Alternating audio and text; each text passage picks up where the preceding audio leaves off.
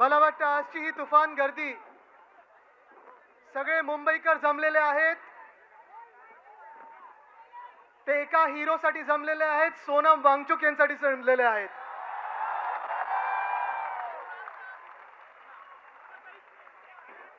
इथे शिवसैनिक आहेत, आपल्या सोबत अनेक सिव्हिल सोसायटीचे लोक आलेले आहेत, विद्यार्थी संघटनेचे लोक आलेले आहेत.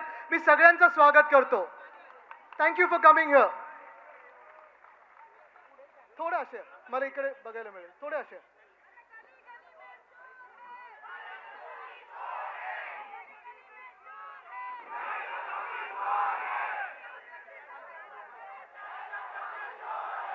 मला एक समजून घ्यायचं आहे, मला एक समजून घ्यायचं आहे. गेले 20 दिवस 21 दिवस सोनम वांगचुक हे उपोषण करत आहेत. राहू दे राहू दे, सगळे झेंडे नाही राहू दे, वरती राहू दे, सगळे झेंडे वरती राहू दे, तिरंगे वरती राहू दे आपले सगळे. कॅमेरा नंतर,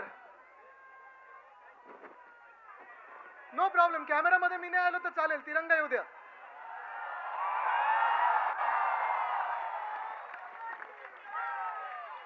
मला एक समजून घ्यायचंय, 20 दिवस 22 दिवस सोनम वांगचुक हे उपोषण करतायत, हंगर स्ट्राईक करतायत.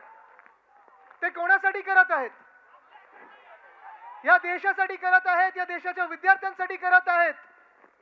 नीट परीक्षाची पेपर लीक झाला, पेपर फुटला, 22 विद्यार्थ्यांनी मला वाटतं जवळपास सुसाईड केलेला आहे.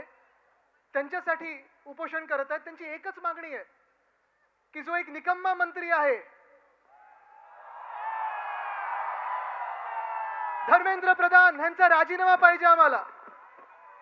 मला एक समजायचं आहे, धर्मेंद्र प्रधानना कुठचं सोनं चिकटलेलं आहे की प्रधानमंत्री त्यांना काढू शकत नाहीत.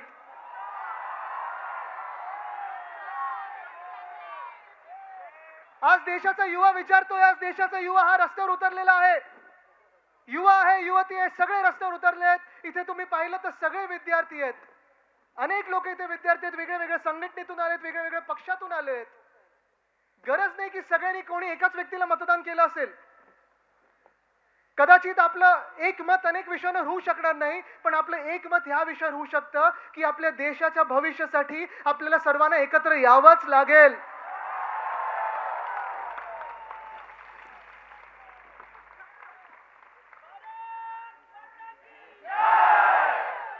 देशात आता सगळे जे युवा उतरलेले आहेत ते धर्मेंद्र प्रधानचा राजीनामा मागत आहेत. देश के युवा बोल रहे हैं कि आज मंत्री प्रधान का इस्तीफा मांग रहे हैं. अगर मंत्री प्रधान थोड़ा उल्टा किया जाए तो क्या होता है? ये भी मांगने में हम कम नहीं रहेंगे.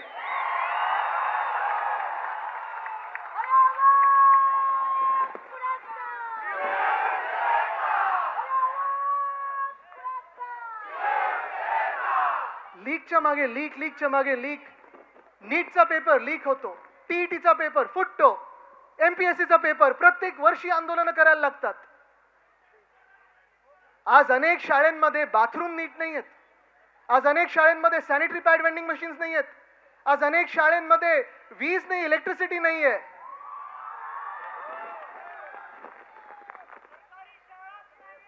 सरकारी शाळा काय, सरकारला शिक्षणाची गरजच वाटत नाही. एक एक मुख्यमंत्री बघा, त्यांच्या मुख्यमंत्र्यांचे एक एक किती कोणी पास केले हे बघा.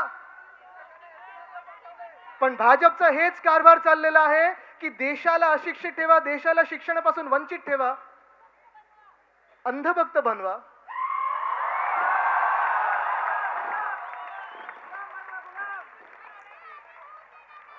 आम्ही अंधभक्त राहू तर ह्या देशाच्या मातीचे राहू. आम्ही अंधभक्त राहू तर आमच्या छत्रपती शिवरायांचे राहू. आम्ही अंधभक्त राहू तर शाहू फुले आंबेडकरांचे राहू. आम्ही अंधभक्त राहू तर महामानव डॉक्टर बाबासाहेब आंबेडकरांचे राहू, ज्यांनी संविधान दिलं.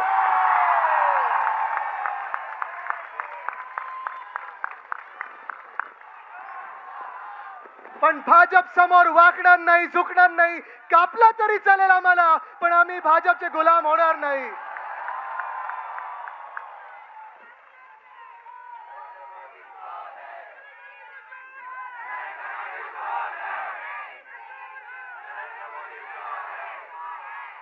2014 पासून जे जनमत मिळालं, 2014 पासून जे मतं मिळाली त्यांना, आपण पण त्याच्यात होतो ना, त्यांच्या सोबत होतो, भाजपच्या सोबत होतो एका वेळी. एकदा फसलो, दुसऱ्यांदा फसलो, तिसऱ्यांदा फसू शकणार नाही.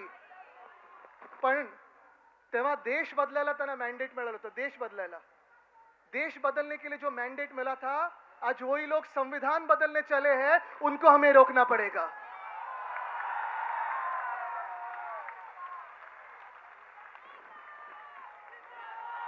काय काय काय काय विषय चालले देशामध्ये. किती लोकांनी तुम्ही वाचलं असेल, कालच पेपरमध्ये आलेलं आहे, इस्रोचे सायंटिस्ट किती लोकांनी राजीनामा दिलाय? 100. म्हणजे एका बाजूला जग कुठे चाललंय तर स्पेसएक्स पाहते, ESA पाहते, सगळे लोक हे जगात पाहतोय आपण. सायंटिस्ट त्या त्या देशांमध्ये चाललेले आहेत, त्या त्या वेगळ्या वेगळ्या कंपन्यांमध्ये चाललेत. पण आपल्याकडे इस्रोचे सायंटिस्ट राजीनामा देत आहेत. इस्रो आहे ना सांभाळता येत नाही, आणि इस्रो आहे ना सांभाळता येत नसताना दुसऱ्या पक्षाचे खासदार फोडायला लागलेत. हे देशाचं सरकार आहे, हे सरकार तुम्हाला मान्य आहे का? हे राजकारण कुठे चाललंय? एका बाजूला आपण पाहतोय सरकार आहे, मजबूत सरकार आहे, बहुमताचं सरकार आहे, राज्य करू शकता, देश बदलू शकता. पण तुम्ही संविधान बदलताय. आज देशातली परिस्थिती बदलणार होती 2022 पर्यंत. काय होतं ते 2022 तक हर घर नल जल क्या क्या था, गेलं कुठे?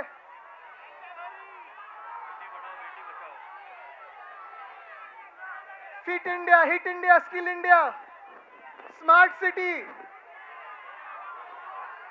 2022 पर्यंत प्रत्येकाला घर मिळणार होतं, मिळाले कोणाला? 2014 पर्यंत आम्ही जेव्हा सगळीकडे ऐकायचो, साईबाबांचं नाव घ्यायचो, तेव्हा सबका मालिक एक हे आम्ही साईबाबांबद्दल ऐकायचो. पण भाजपला विचारलं तर बोलतात सबका मालिक अदानी है.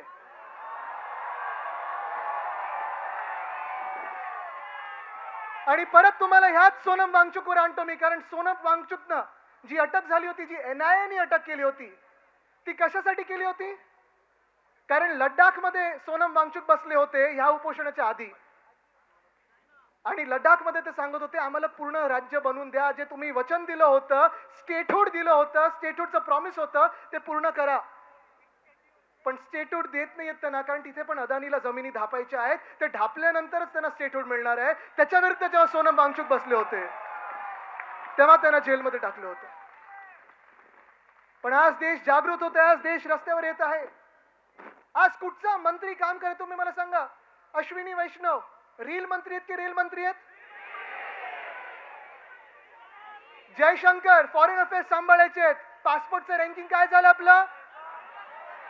निर्मला सीतारामन फाइनेंस मिनिस्टर है.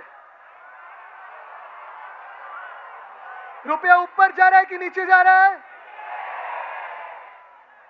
इकोनॉमी ऊपर जा रही है कि नीचे जा रही है?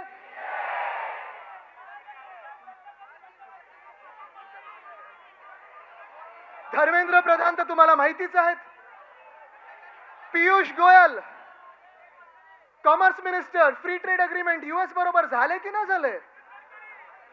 कोणालाही पाहिजे. अरे हा, इथेनॉल मी विसरलोच.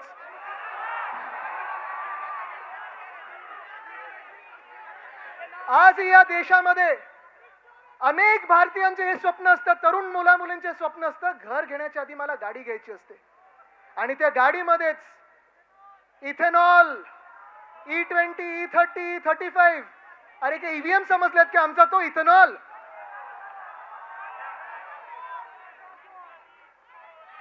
रस्ते बनवता येत नाहीत. मुंबई अहमदाबाद हायवे बघा, मुंबई कोकण हायवे बघा, मुंबई गोवा हायवे बघा, मुंबई नागपूर हायवे बघा, मुंबई नाशिक हायवे बघा. पण सगळं काही बाजूला ठेवून टार्गेट कोण आहे? Missing link.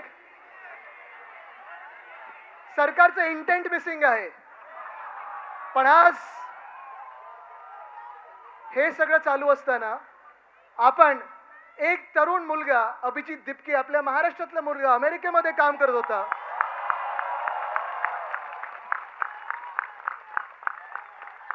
अभिमान आहे आम्हाला त्याचा. जसा सोनम वांगचुकचा आम्हाला अभिमान आहे तसाच अभिजित दिपकेचा आहे. बाकी सर्व जे तिथे उपोषणाला बसलेत ते सगळे जे तरुण तरुणी बसलेले आहेत अभिमान आहे त्यांचा. त्यांना जाणार आहे मी भेटायला, पण मी पहिलं बोललो आपण पहिलं महाराष्ट्रात आंदोलन करून दाखवू, मग दिल्लीला भेटायला जाऊ.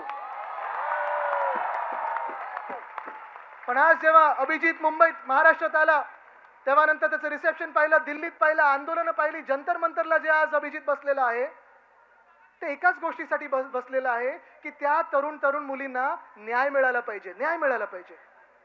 एका बाजूला आले उद्धव साहेब आलेले आहेत.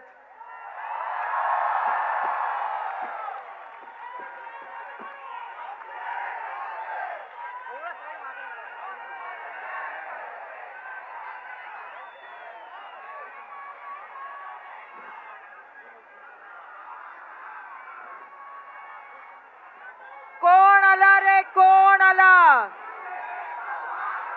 कोण आला रे, कोण आला. उद्धव साहेब आगे बढ़ो, उद्धव साहेब आगे बढ़ो, आदित्य साहेब आगे बढ़ो, आदित्य साहेब आगे बढ़ो. भारत माता की,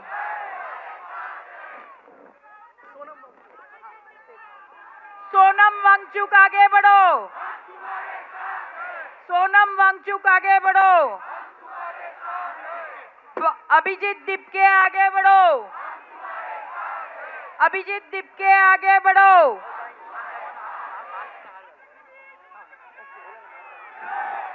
सन्मान्य पक्षप्रमुख उद्धवजी ठाकरे हे मासाहेबांना पुष्पहार अर्पण करतायत. मासाहेब, मासाहेब, भारत माता की, भारत माता की, वंदे वंदे. तर आज मी तेच सांगत होतो की भाजप एका बाजूला जगभरात जी चर्चा चालू आहे, जे आज शिक्षणाबद्दल उपोषणाला बसलेले आहेत, अभिजित दिपके असेल, सोनम वांगचुक असेल, एकच गोष्ट मागत आहे, धर्मेंद्र प्रधानांनी राजीनामा द्यावा, शिक्षण मंत्री हा चांगला यावा आणि शिक्षण पद्धती ही सगळ्यांसाठी चांगली असावी, हे आपण मागत आहोत. सोपी गोष्ट आहे. पण आज भाजप जे सातत्याने आपल्याला भाजप प्रत्येक गोष्टीमध्ये आपल्याला अडकवत आहे.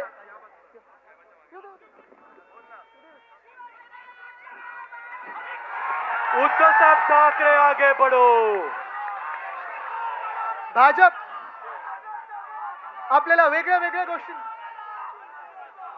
भाजप आपल्याला वेगळ्या वेगळ्या गोष्टींमध्ये अडकवत आहे. धर्मामध्ये अडकवते, जातीमध्ये अडकवते, प्रांतामध्ये अडकवते, भांडणांमध्ये अडकवते. एका बाजूला जग हे आर्टिफिशियल इंटेलिजन्स बद्दल बोलत आहे, एका बाजूला जग हे सायन्स बद्दल बोलत आहे, एका बाजूला जग हे नॉलेज बेस्ड इकॉनॉमी बद्दल बोलत आहे आणि आपण अजून अडकलेलो आहोत. ते आपण डिबेट करत आहोत 50 वर्षापूर्वी, 100 वर्षापूर्वी कोण महान होतं. भाजपकडून चर्चा काय होते, भाजपचं मुख्य आंदोलन काय असतं की पहिले पंतप्रधान हे नेहरू झाले पाहिजे होते, सरदार पटेल झाले पाहिजे होते, मग गांधी बरे होते की सावरकर बरे होते की नेहरू बरे होते. ह्या सगळ्याच डिबेटमध्ये भाजपने आपल्याला अडकवलेलं आहे. भविष्यासाठी आपण भांडत आहोत, भाजप आपल्याला भूतकाळावरनं भांडत ठेवत आहे. तुम्ही ठरवायचं तुम्ही कोणासाठी भांडणार आहात. The BJP is keeping us busy over the past. We want to fight over the future. We want to fight for our future. एक महत्त्वाचं स्टॅटिस्टिक तुम्हाला देतो, जास्ती मी वेळ घेणार नाही. तुम्ही न्यूजपेपर्स उघडले, वृत्तपत्र उघडली तर प्रत्येक दिवशी बातमी असते की किती लोकांना रिट्रेंचमेंट होते, किती लोकांना जॉब्सवरनं काढलं जातंय. कधी ओरेकल मधून, कधी दुसऱ्या कुठच्या कंपनीमधून, कधी कॉल सेंटर मधून, कधी कुठच्याही कंपनीमधून 20,000 लोक काढले गेले, 30,000 लोक, कधी 16,000 लोक, कधी 10 लोक हे काढले जाण्याची बातमी येत आहे. पण अजय बांगा जे वर्ल्ड बँकचे प्रेसिडेंट आहेत त्यांनी सांगितलेलं आहे की पुढच्या 10 ते 12 वर्षामध्ये जॉब मार्केटमध्ये आपले जे इमर्जिंग इकॉनॉमीज आहेत, आपण समजू आपल्याला इमर्जिंग इकॉनॉमी आहे.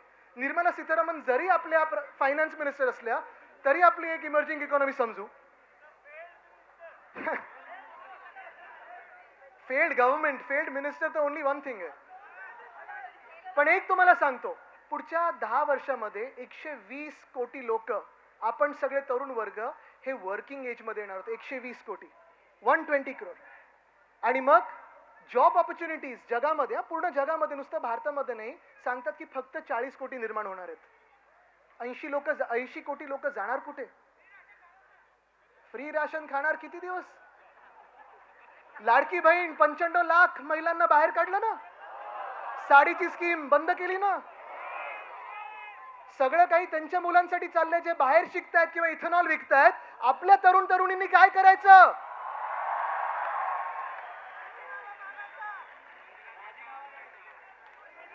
आणि म्हणून आज मी तुम्हाला सांगत आहे की आज जी चीड व्यक्त झालेली आहे, आज जे आपण जागृत झालेलो आहोत, आता शांत बसायचं नाही.